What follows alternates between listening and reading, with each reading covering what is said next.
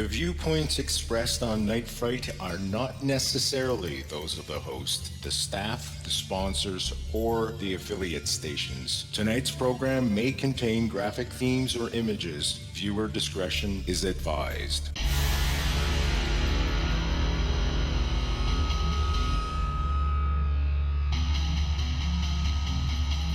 There is a time for question. There is a time for answers. There is a time to challenge. There is a time to speculate. There is a time for change.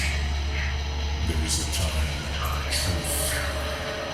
The time is now.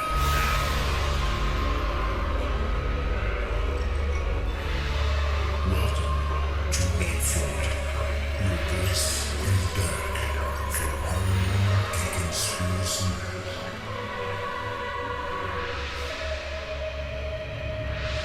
And now your host, Brent Holland.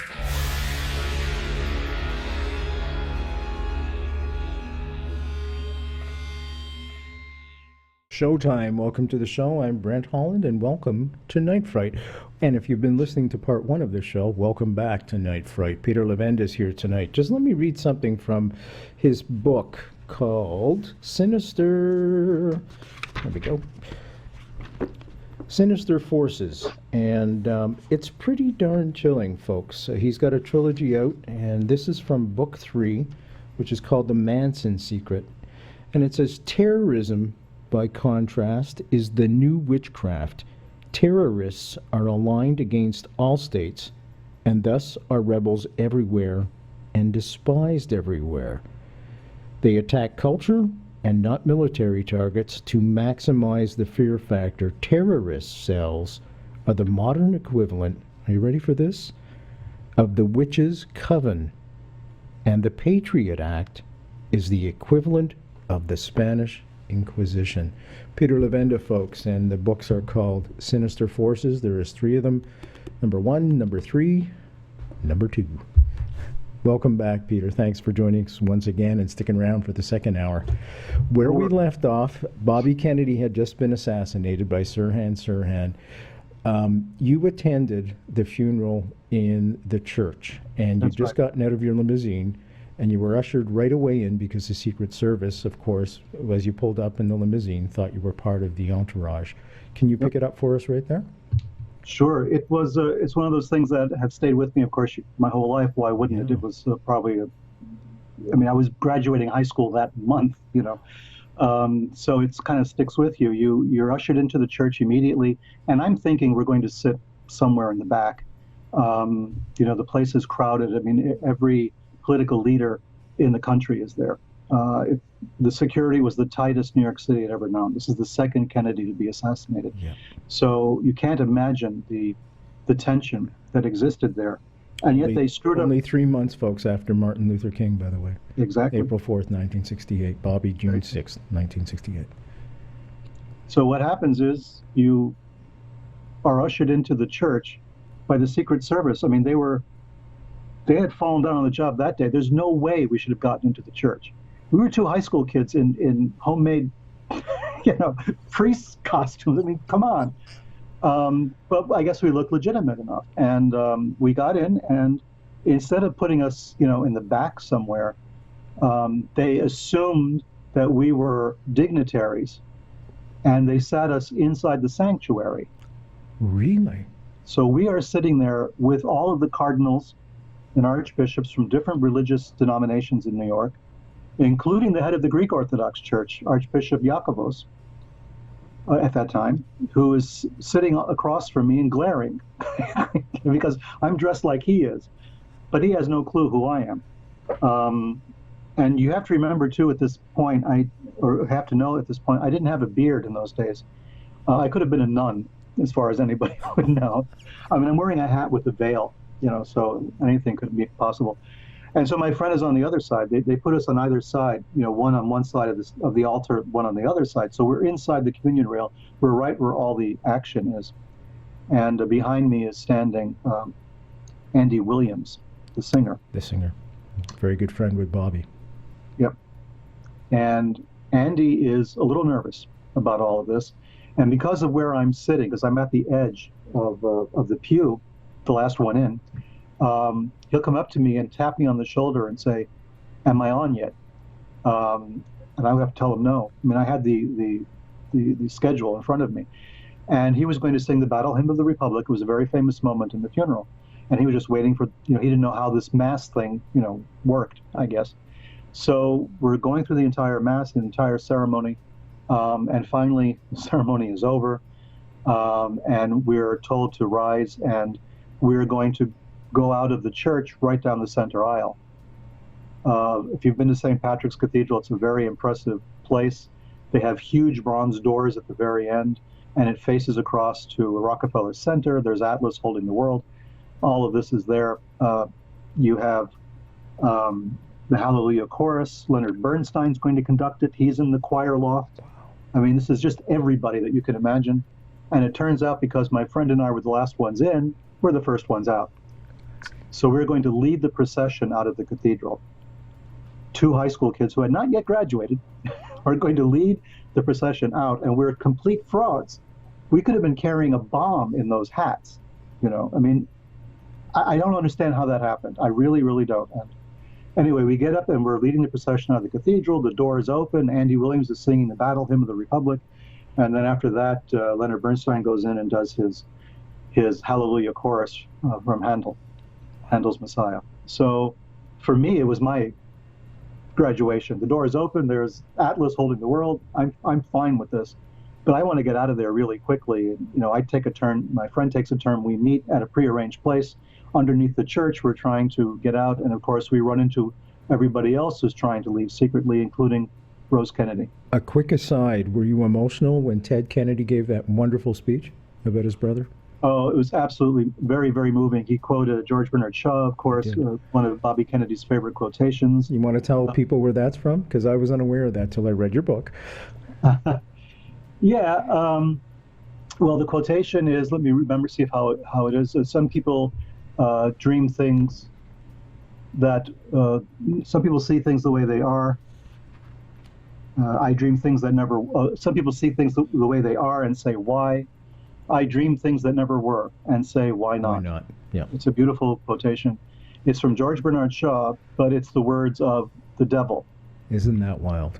Which is, a lot of people don't realize that. That's the devil in the George Bernard Shaw play. So it was very, very strange and moving on the one hand and nerve-wracking on the other. At any moment, I think I'm going to be arrested. Yeah.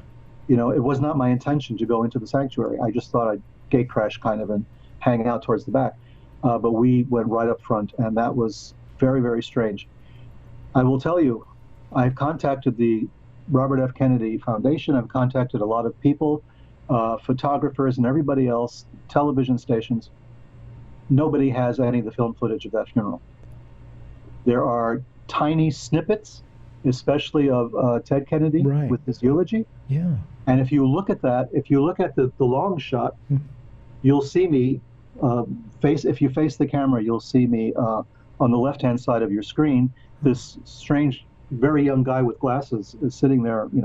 There's a brief moment when you see me sitting there, but there's no actual footage of the whole funeral. And I've searched like mad. I've done internet searches. I've done everything. And the Bobby Kennedy people told me, if you find it, let us know. There's not even any still photographs. Really? So I don't know what happened to all of that. I think, it's possible at some point the Secret Service said, who are these 2 schmoes walking down the aisle? I mean, this is an embarrassment, of course. But people did see us on local New York television because they told us they saw us. So I know we were filmed, and I know obviously we were filmed. There were Klieg lights everywhere, so we were being photographed and filmed. But it's really hard to find that footage. Anyway, so we leave the church, and we run into a couple of very strange-looking bishops who hand us some cards from another church. They invite us to go down and to visit them in the Bronx.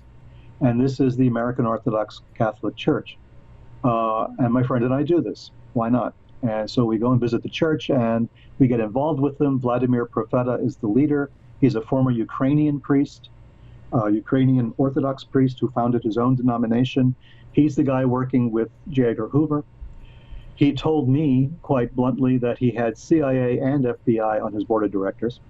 He was very open about that. He said that had Dewey won the election against Truman, he would have been the White House chaplain. Oh, man. He was a very strong anti-communist, virulent anti-communist. And in those days, being an anti-communist gave you a lot of credibility in a lot of places and gave you a lot of context. He would go on... Oh, it's okay, Peter. Keep going. Yeah, I lost you there for a second. Yeah, I don't know what happened. He would go on television with another bishop from the Ukraine, and they would talk about the Katyn Forest massacre. They would talk about various atrocities that the communists had perpetrated, and they would talk that up a great deal. So he was on national television doing this propeta for a while in the 1950s.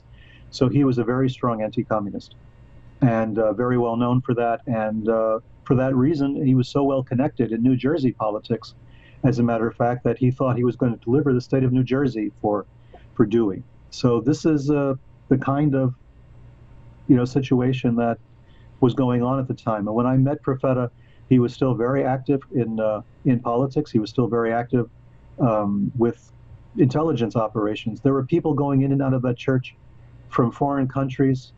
We had Italians come in, and people from the Italian consulate would show up as we made them a bishop. There was nobody else in the place. We had no parishioners.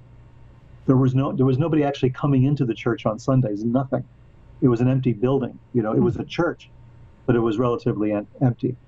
So at one point we had a guy from Nigeria come into the church.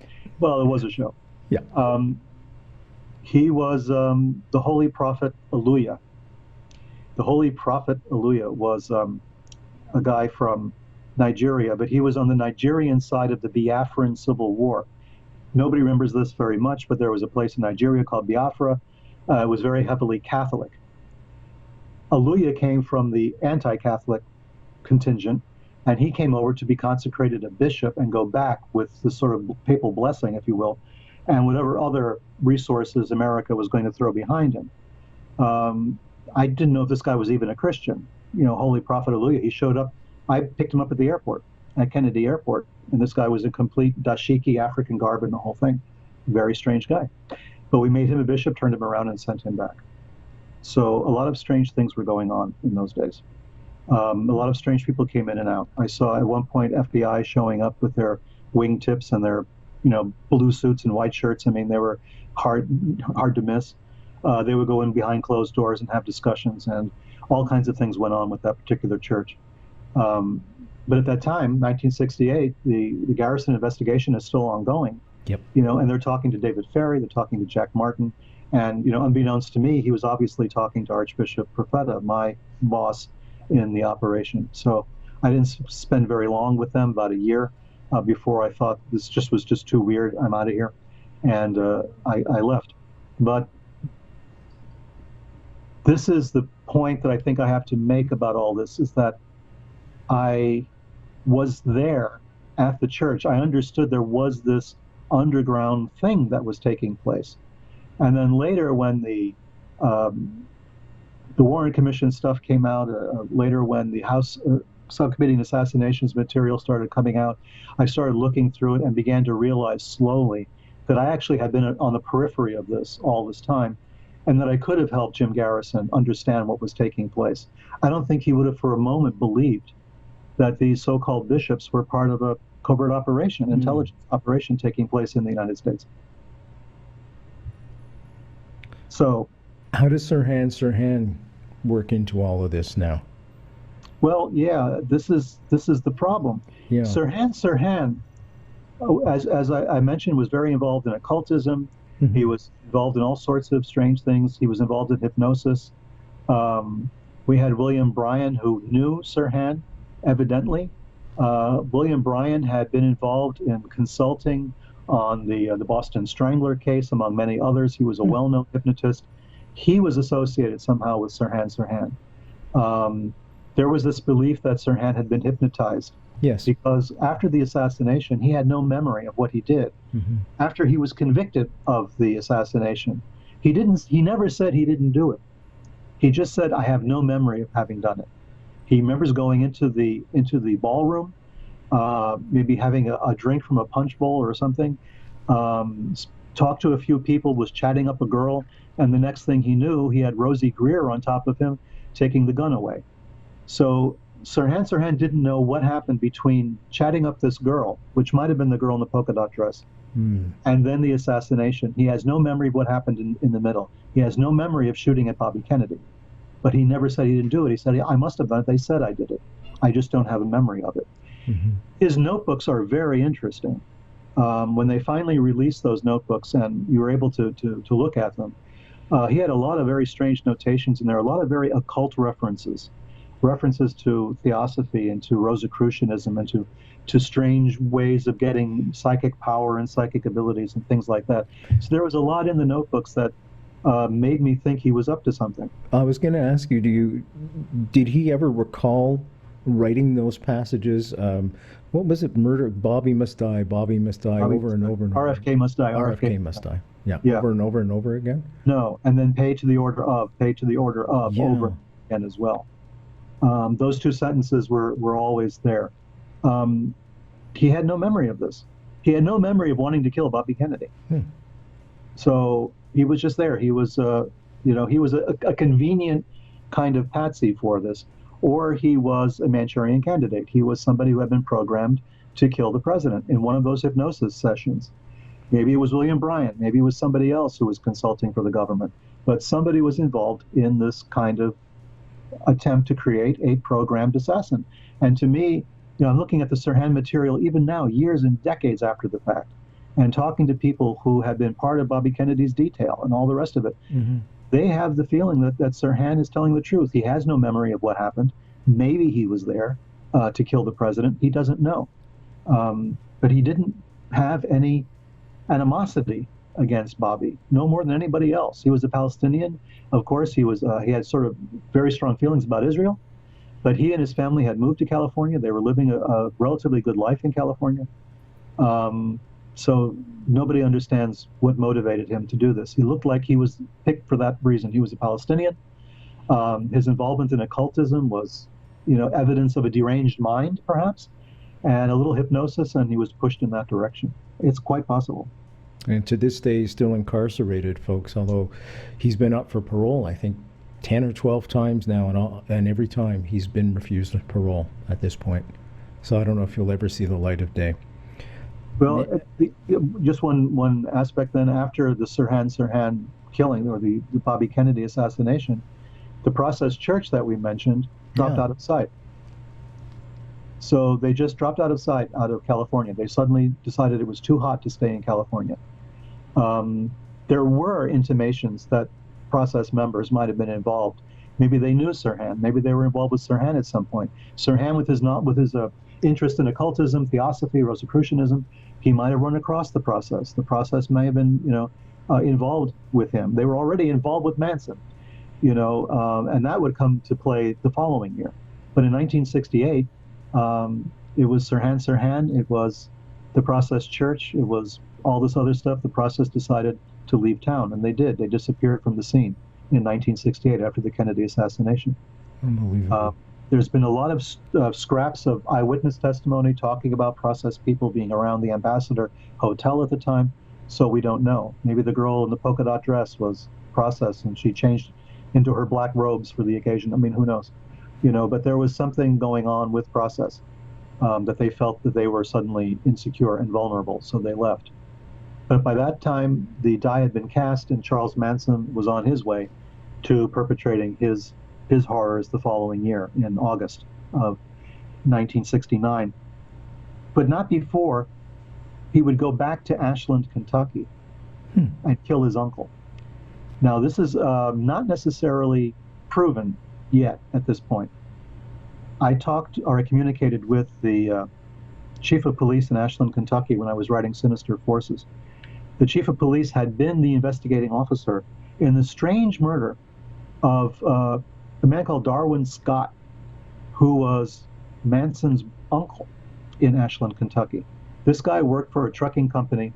He didn't show up for work one day. His coworker went to his apartment to find him and found that he'd been stabbed to death in his apartment. The crime has never been solved.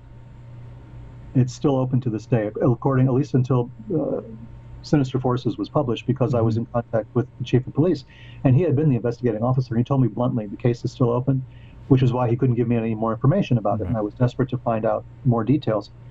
But in a small town like Ashland, you know, once again, it's a small town, and in 1968 to 69, I forget the exact date, but Darwin Scott was murdered. And who did they see in the vicinity but a man they called the Preacher, who was traveling with an entourage of young women? I mean, they described basically Manson. Yeah. And there's no proof that Manson was in California when his uncle was killed. And Vincent obviously Bugliosi, he's never admitted to it either. And you were going to say Vincent Bugliosi. Yeah, Bugliosi actually referred to this killing in his book on the case. So, I mean, he kind of thinks there's a connection. Then there was another killing before the Tate LaBianca killings. This one even more bizarre. And this took place on New Year's Eve on Mulholland Drive. And it was the murder of a young woman called Marina Habe. Marina Habe was the daughter of an author, Hans Habe, who was very well known during World War II period and in the immediate post-war. He was a journalist who worked in Europe at the time. He was the man who uncovered the fact that Hitler's family name was Schicklgruber. He was the person who publicized that a great deal, and Hitler wanted him dead. For that reason, Habe escaped to the West, and he became an intelligence agent. He worked for the OSS during World War II. He worked in propaganda. He wrote books about the evils of Nazism and the partisan movements to fight against Hitler in France and Germany. So he was a person who was very well involved in all this. And his daughter was murdered on Mulholland Drive on New Year's Eve. She had been at a party at which it said that Manson also attended.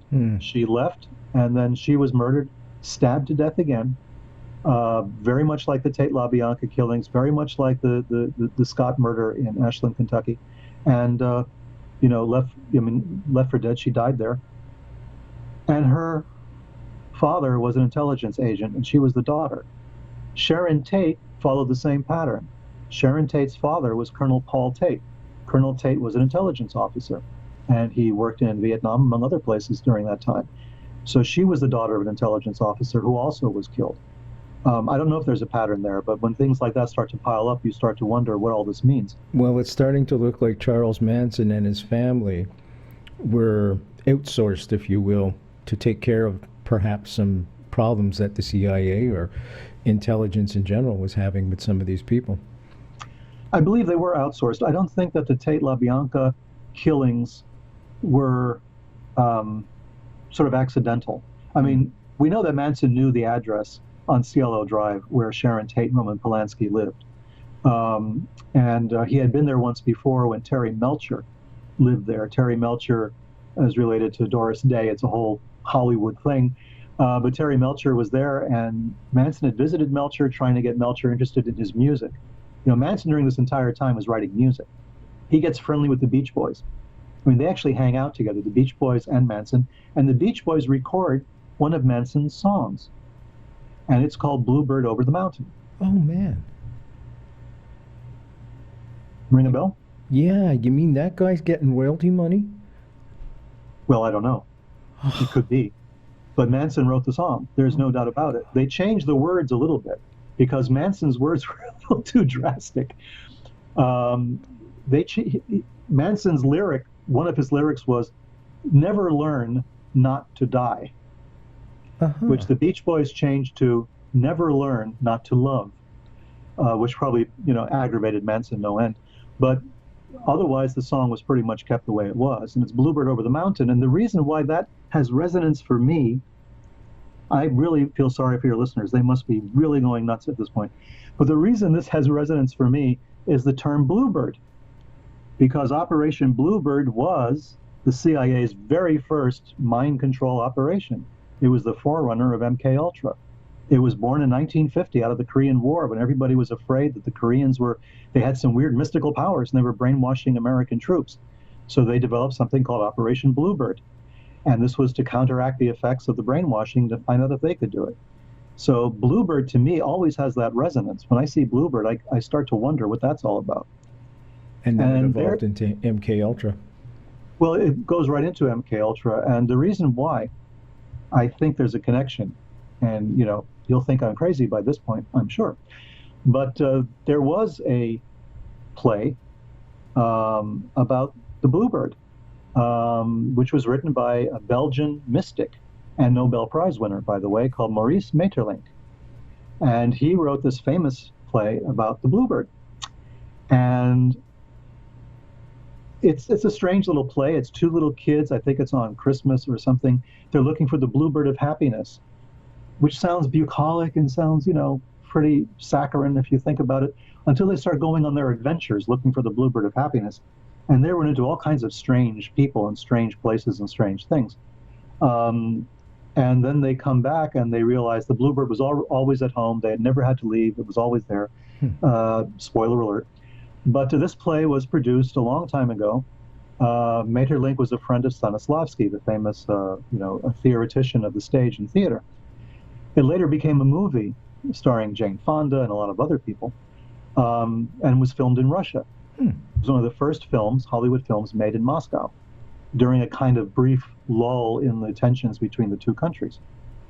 There's just so much strangeness about that story of Bluebird that I thought it was deliberately chosen by Dulles to be the project name. Alan Dulles, folks, the head of the OSS, and then he became later CIA. Sorry. Yeah. Sorry about that. I'm dropping names, forgetting that I should do some background. But that's yes, my job. Alan Dulles of CIA, yes. So it seems to me that this was a deliberate selection. And why would they be thinking about Maurice Maeterlinck? A very, these days no one's really has heard of him. He's kind of popular in theosophical circles and things like that. But so the Bluebird story, I started to deconstruct the Bluebird play, and found that there was resonance to the mind control operation. Really? Yeah, there's certain scenes in the play. There are certain references. There's even this reference to assassination.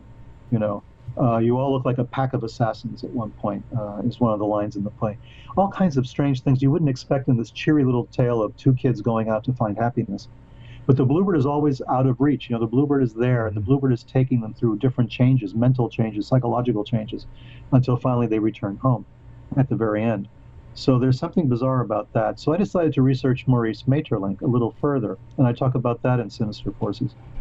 He wrote another play that no one's ever seen, probably, called The Cloud That Lifted. And in this play, which was, I believe it was performed in Moscow, we have an assassination that takes place. A political leader is assassinated by a man named Alec. The shots are fired from a grassy knoll in front of this victim. We're not sure how many shots were fired. There's some debate over that. And then one of the friends of Alec, of the assassin, says, we don't know who he was working for, but we think he was working for Mother Russia. Huh. This is all in a play that was published before Jack Kennedy was even born. Oh my God. And Alec, right away I thought of Alec Heidel. Alec Heidel, which was his pseudonym, Lee Harvey Oswald. Yep. When he was first arrested. Holy moly, Peter. Yeah. The JFK Assassination, the definitive book by Brent Holland. From inside the Oval Office to Dealey Plaza, first-person witness accounts. Order yours right now. nightfrightshow.com. Peter Levenda, folks, you've got to get these books. You got to get these books, folks. Sinister Forces, there's 3 of them. I'm going to grab the other one right now. www.nightfrightshow.com. Just click on tonight's guest book covers. Order the books. You're going to be amazed at how all this connects. Okay, some more connections. One more thing, just before we drop it. I'm sorry. Okay. I found that play in an ancient book bound with other plays in the library at the town in Rhode Island where I had the Men in Black experience. And it's only at this moment that I just put those two together. Not that they belong together necessarily, but suddenly I realized, yeah, it's where I found that play. Well, do you want to hear a Montreal coincidence? I don't know if it is or not. In the 60s, of course, MK Ultra, folks, was mind control operated by the CIA. They sourced that out to a hospital called the Allen Memorial in Montreal. There was a cafe called the Bluebird Cafe in Montreal, and somebody had decided to block all the exits and set it on fire, and every one of those kids, I think there was 200 or 300 kids in that cafe, it was kind of a dance club as well, died. So when you said Bluebird, I thought of that right away. And this was the 60s, and this is when MK Ultra was just roaring right through all the news files and everything, because it was just coming out, LSD and everything. Another weird coincidence, also from Montreal, because Lee Harvey Oswald was seen there in August 1963, handing out leaflets to anti-Castro leaflets, the same way he was seen in August 1963, handing out anti-Castro leaflets in New Orleans. So all these coincidences, there's something more going on. Okay, I've got to get to this because I promised people I would talk about this. Robert Johnson. Robert Johnson, folks, wrote a song that was immortalized by Eric Clapton and Cream called Crossroads Blues. Robert Johnson, folks, was a young black man born in 1911 and murdered in 1938 by a jealous husband. Robert wrote 29 tunes. November 23rd, 1936, November 22nd, 1963, guess who died? So if you reverse the 3 and the 6, scares the hell out of me, this stuff. Thanks, Peter. Now I won't sleep tonight. Johnson was in a hotel room. And this is Robert Johnson, by the way, not the vice president. 1936. Saw Johnson in a hotel room, turned into a makeshift recording studio. Johnson's legacy, folks, is found in all blues music and rock and roll today. Crossroads Blues carries the legend that Robert Johnson himself made a deal with the devil at the crossroads of life, and he opted for a short-lived fame and glory in exchange for the payment of his soul and short life. Can we talk about the devil's music and all the way to the assassination of John Lennon? Yeah, that's a story, you know. Can we get it in 20 minutes? We can try. Okay. Well, of course, Johnson's influence on musicians, Eric Clapton, Mick Jagger. Everybody sympathy for the devil. It. Yeah. Yeah, I mean, sympathy for the devil. Yeah. I mean, this was Mick Jagger said that, you know, hearing Johnson for the first time was earth-shattering. It just changed his worldview. The same thing with Clapton. They heard the Johnson recordings. It was like listening to somebody playing from the other side of the veil, you know, someone from beyond the grave, in a sense, I mean, or from someplace very dark. So this kind of idea that maybe you sell your soul to the devil and you get this extraordinary gift in return, which is short-lived, is something that's kind of constant. You know, I mean, Manson, to go back to him, you know, here's somebody else who's, you know, obsessed with satanic things, you know, obsessed with cultism, obsessed with this sort of stuff, you know, and he's writing music furiously. I mean, he's written a lot of music, actually. Some of it you can download. I mean, it's there. And it's all dark, you know, it's all about death, and it's all about overcoming death or you know, not being afraid to die. It's all about violence, and it's about a lot of things like that. There's always a dark twist to everything that Manson does. Manson learned to play the guitar in prison. In fact, it was a famous guitar player who taught him how to play the guitar. So you have this continuum going through modern music from the 1930s when Johnson was doing Delta blues, all the way up to Elvis. You know, he was a major influence of people like Elvis Presley, but also especially on the Beatles and then the Rolling Stones. Yeah.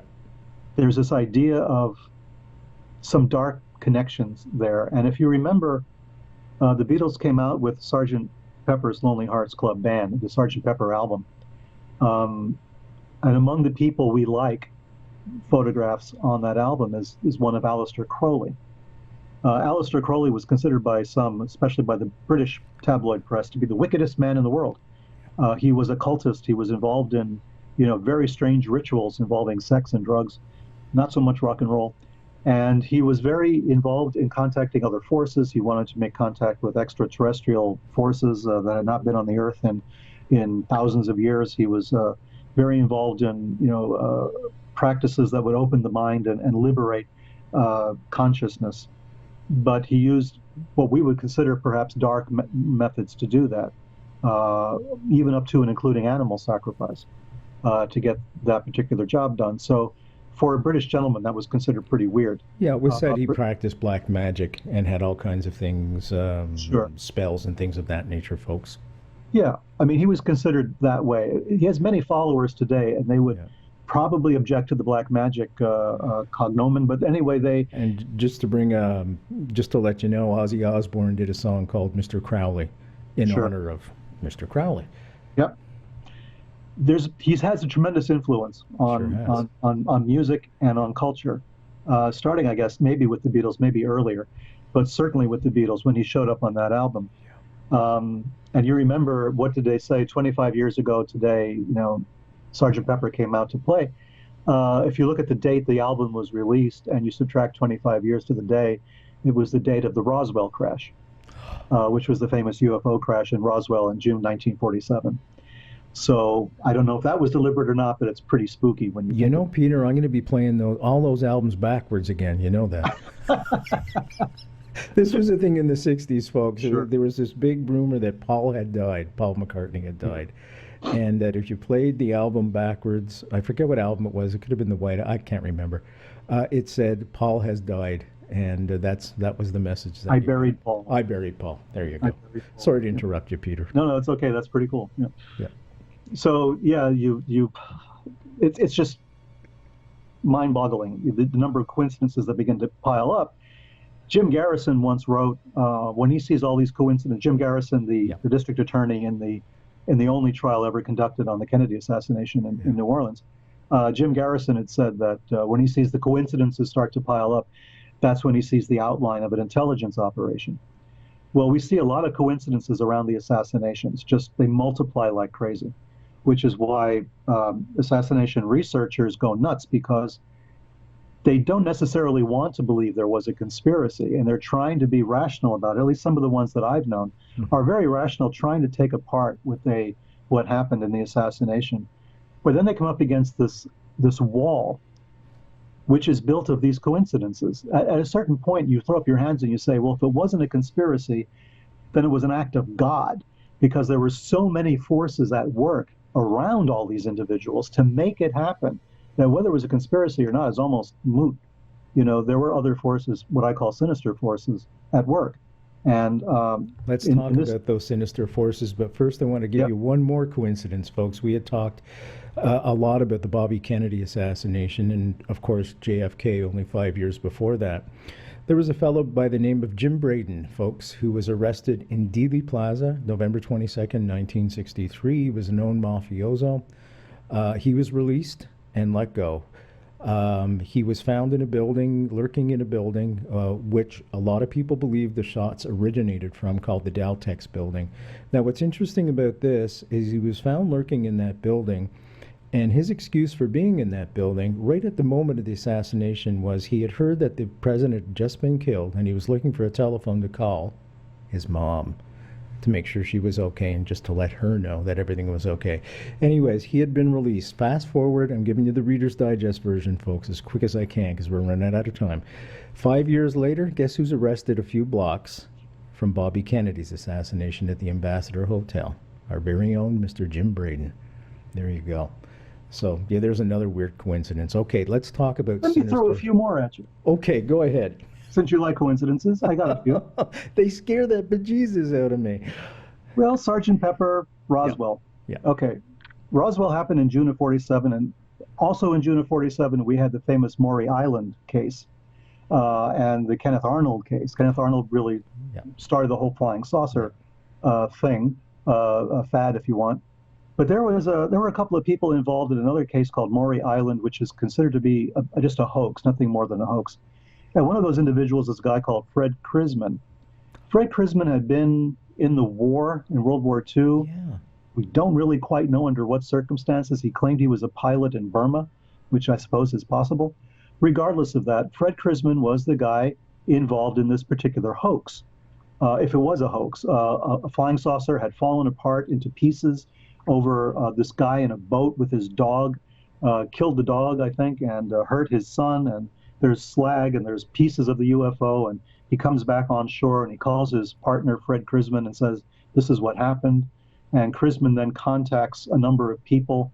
The Army Air Force, it wasn't yet the U.S. Air Force quite yet. The Army Air Force sends people out. They look at the slag. They interview everybody. They take the boxes of the slag back with them on their plane. Their plane crashes, and the two Army Air Force officers die. Okay, now we fast forward to Jim Garrison investigating the Kennedy assassination in New Orleans. And who's one of the suspects that he subpoenas to appear in New Orleans but Fred Krisman? We don't know why. We can't figure that out, that connection. But suddenly it was believed that Fred Krisman belonged to the Minutemen, which was a kind of a militia, a military, quasi-paramilitary group. Right-wing sort of a right-wing, neo-Nazi kind of operation. That may have been involved in the Kennedy assassination. We know there were right-wing elements that wanted Kennedy dead. There was a plot in Florida, for instance. Right. So that's okay, strange enough, but there's another problem with this. The FBI guy who was stationed in the Pacific Northwest, who was reporting directly to J. Edgar Hoover on UFO sightings, was a guy called Guy Bannister. He was the FBI guy. He was in charge of those investigations for the FBI. That's Guy right. Bannister then winds up in New Orleans running his own. Excuse me? I think it's in book 2. I remember reading that and making a circle. Yeah, I hope it's in one of the books. So he then winds up back in New Orleans. He opens up his quote-unquote detective agency, which is where, of course, David Ferry, Jack Martin, Lee Harvey Oswald, Tommy Baumler of the Process Church, all of these guys hang out in that particular office, right? So you have Guy Bannister and Fred Krisman. They knew each other. Garrison didn't know this. Garrison didn't know these guys had at least crossed paths at least once. And yet here's Krisman with his very strange, murky sort of intelligence background stuff. And then there's, Guy Bannister, who we know was an FBI agent. We know that he was in charge of investigating UFO activity. We have his telexes to Hoover. We have his telegrams. We have his reports with his initials, WGB. We have his name, Bannister. And these files that were sent to Hoover about UFOs always came under the rubric X. They were X files, literally X files. That's how it appears on the memorandum. So there's Guy Bannister and Fred Krisman involved in the very first X files, also involved in some way in the Kennedy assassination, which is pretty much the X files, arc. This is blowing my mind, folks. Peter Levenda tonight. Peter, is there something, are we part of this big script that's already been written and we're just pawns playing parts? Is that all this is? In a way, I think it is. In a way, at least 90% of our consciousness is on hold, essentially, until we start looking at this material and trying to make sense of it. And once we start trying to make sense of it, our lives kind of change. Things happen to us. We start noticing coincidences more. Sometimes things happen in good ways. When I get involved in studying this material, sometimes people show up that I need to talk to, but I didn't know were there. Books fall into my hands I didn't know existed. I wrote a lot of Sinister Forces while I lived in Kuala Lumpur, in Malaysia, in Southeast Asia, very far away from here. And I would find books on Manson and on the Salem witchcraft trials in secondhand bookstores on side streets in towns in Malaysia. How is that even possible? But it was things that I needed when I was doing that research. Sometimes the coincidences are good. They're positive ones. They actually help you out. And other times they're just strange and you don't know what to make of them. But the more you start to read about this material, the more you start to concentrate on it, the more you open yourself up to another kind of way of looking at the world. And that can be dangerous if you're not, a pretty commonsensical kind of guy or girl. But if you have a tendency towards paranoia and that sort of thing, it's probably not a good idea to focus too much on this kind of material. You'll start to notice things. Are you a believer in karma? I think it's a scientific reality, isn't it? It's sort of law of thermodynamics, or what goes up must come down, or something like that. I mean, there is an economy of energy in the universe, and I think you push in one direction, you're going to get pushed in another. So maybe it is karma. Is that script that I referred to, because I wanted to give a definition of something that's laid out, is that organic? Is that fluid? Are we making it up from a human consciousness, if you will, as we're going along? We can. The thing is, we normally don't. We normally don't care. We're normally asleep in this world, and we're in a state of slumber. We're sort of sleepwalking through life, I think, for the most part. It really takes a lot of strength to stop and smell the roses and try to figure out what's really going on, trying to make contact with a deeper kind of reality. I think it's important for us to do that. I mean, it's a script that we can participate in. We can write. I mean, look at the Maeterlinck material. Here's a guy who prefigured the Kennedy assassination, and he was a mystic. I mean, he was somebody who believed in spiritualism and astrology and everything else, but he won the Nobel Prize for Literature at that time. Jeez. So he wasn't a total psycho. I mean, this was somebody who had both feet on the ground and yet believed in this and made contact and saw an assassination happen before the victim was even born. We have the same thing with the Texas Tower sniper.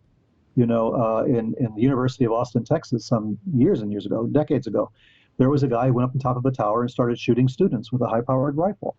Well, somebody had written a novel about that years before, and was so specific they even got the name of the investigating officer correct.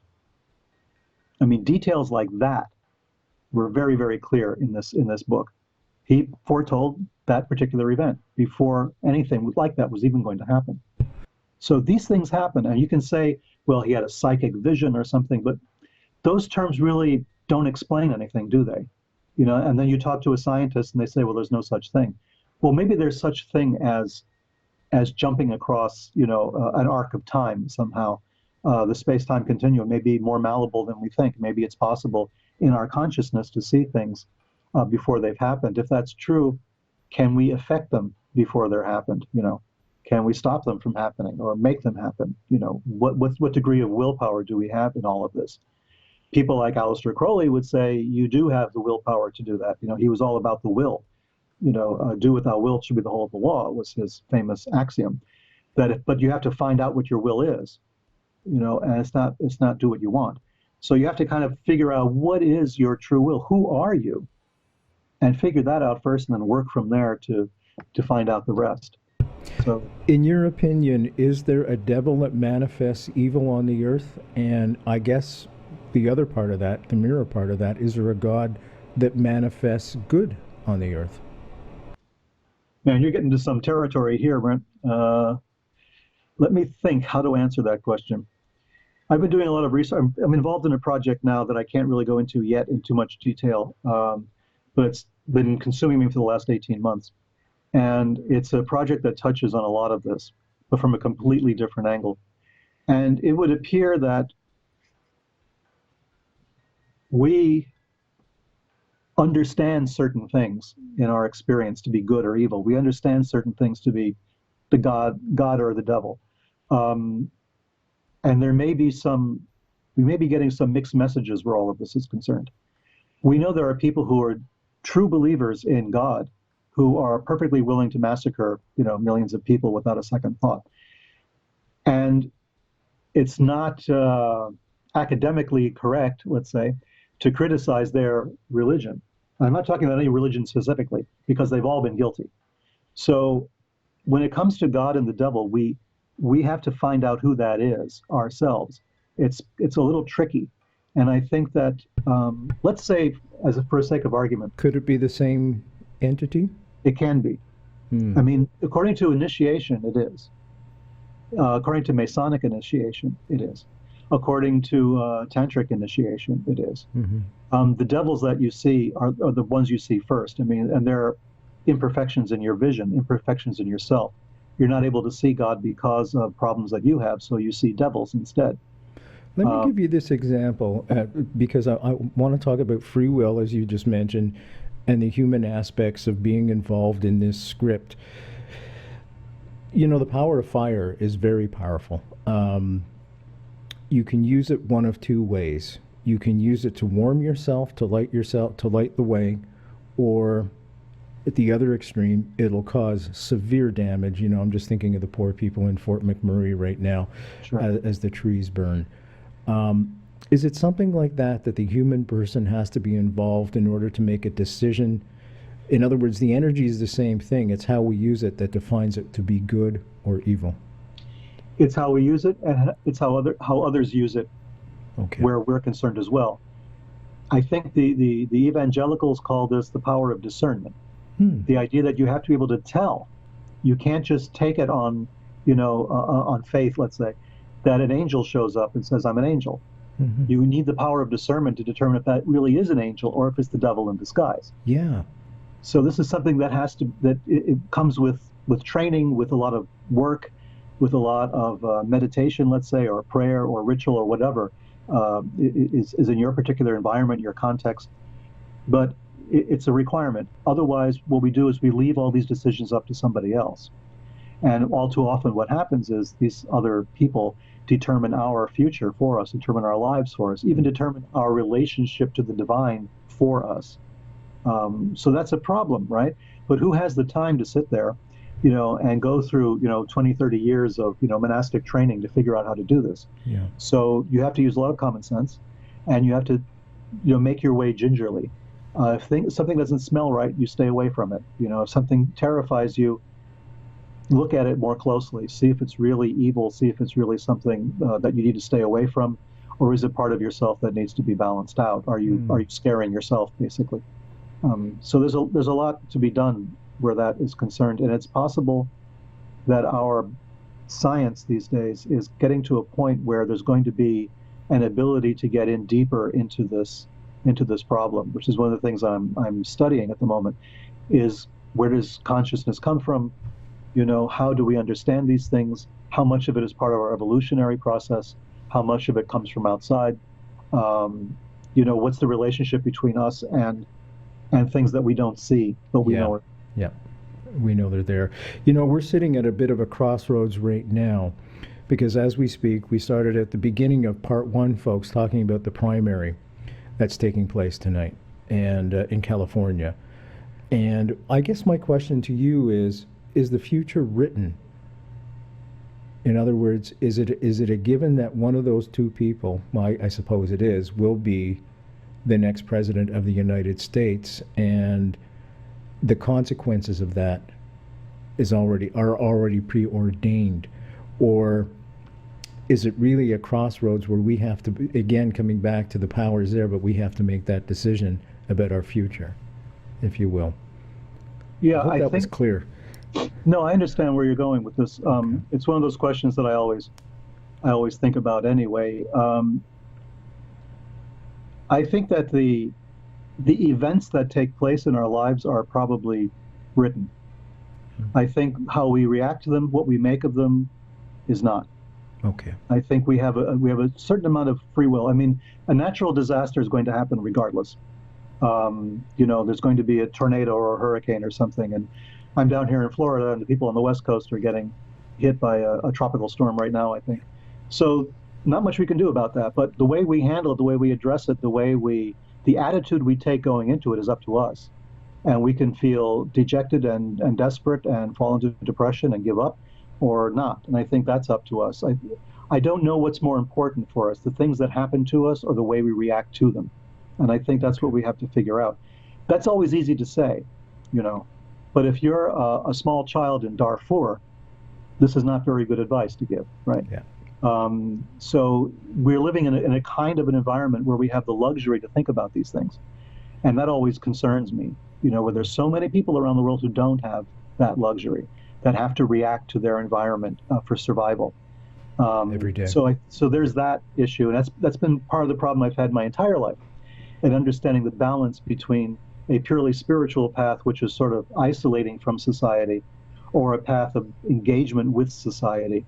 How do you make those two things happen at the same time? And that's always, in the 60s, we debated this. We could do the New Age peace man and just sort of turn on, tune on, and drop out, and, go into, another world and become Buddhist monks for a while. Or we can become, activists and write on and power to the people and get out there and do something constructive. And each side disliked the other and distrusted the other. And there had to be a way to do both. And doing both sounds like a big deal, like a lot of work. But I think it's worth a try. I think so. Oh, perfect timing. Talk about a coincidence. Peter Levenda, folks. Thank you so much, Peter, for being a super trooper. 2 hours. My pleasure. We'll see you next time. I'm Brent Holland from Night Fright. See you all next time. Thank you so much, Peter.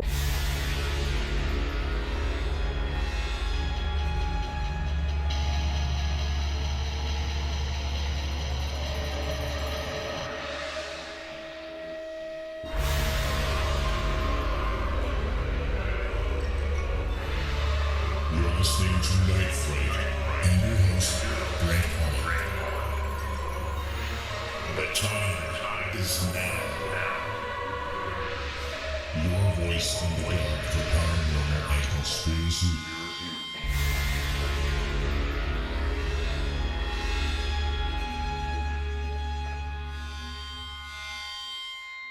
The JFK Assassination, the definitive book by Brent Holland. From inside the Oval Office to Dealey Plaza, first-person witness accounts. Order yours right now. NightFrightShow.com.